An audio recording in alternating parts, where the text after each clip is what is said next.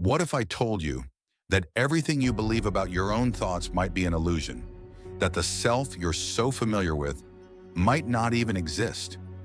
Welcome to a journey into one of the most mind-bending corners of philosophy. In today's video, we're diving into the question that has puzzled thinkers for centuries. Who or what are you, really? And the answer might just change everything. Most of us take the concept of the self for granted. You wake up, you think your thoughts, you feel your feelings, and you go about your day as you. But here's the twist. Some of the world's greatest philosophers and even modern neuroscientists argue that the self is nothing more than a convenient illusion. Think about it. When you try to locate the you inside your head, where exactly is it? David Hume, an 18th century Scottish philosopher, famously said, "I never can catch myself without a perception, and never can observe anything but the perception." Translation? Every time you look inward, all you find are fleeting sensations, thoughts, emotions, never a fixed self. Just like a movie is made up of thousands of individual frames, your mind might just be a rapid stream of experiences, with no central character holding it all together. Hume took this idea further with what's known as the bundle theory of the self. He argued that what we call the self is really just a bundle of experiences, tied loosely together by memory and habit. There's no core identity beneath it all, just a constantly shifting collection of impressions. Imagine a pile of leaves. That pile doesn't have a leaf spirit holding it together. It just is the sum of all the leaves. Same with you, according to Hume. You're not a solid, unchanging I. You're a constantly evolving collage of thoughts, emotions, sensations, and memories.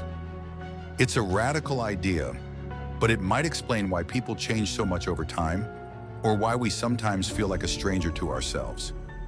Interestingly, Eastern philosophy reached similar conclusions thousands of years before Hume. In Buddhism, the concept of anatta, or no self, teaches that there is no permanent, unchanging soul or identity. What we think of as the self is just a temporary flow of conditions, like a river made of thoughts and feelings. The Buddha didn't just teach this as an abstract theory. He believed that realizing the illusion of self was the key to freedom from suffering. Why?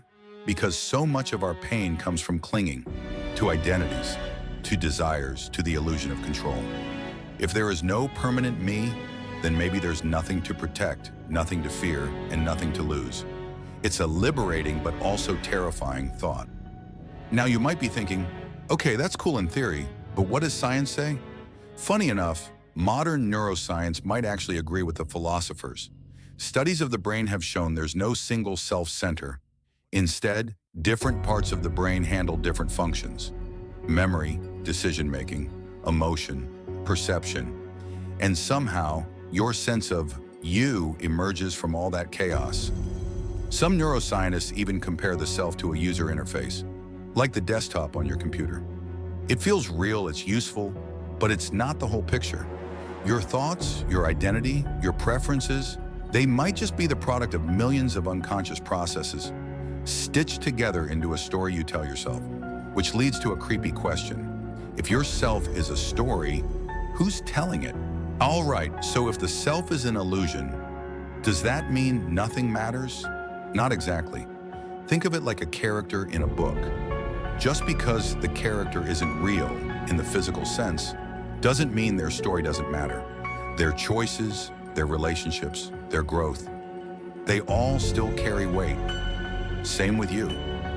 Even if your sense of self is just a mental construct, it's a powerful one. It helps you make decisions, build relationships, navigate life. But maybe, just maybe, loosening your grip on the idea of a solid, unchanging you could open you up to more flexibility, compassion, and growth. Maybe you're not stuck in one identity. Maybe you're more like a symphony, always changing, always flowing, but still beautiful in the moment. So, who are you? A soul? A brain?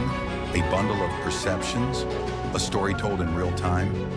Maybe the real answer isn't about choosing one definition, but learning to live gracefully in the mystery. Thanks for watching. If this video got you thinking, drop a comment below and let's talk about it. Do you feel like a consistent self? Or do you see yourself changing all the time? Until next time, stay curious and keep questioning everything.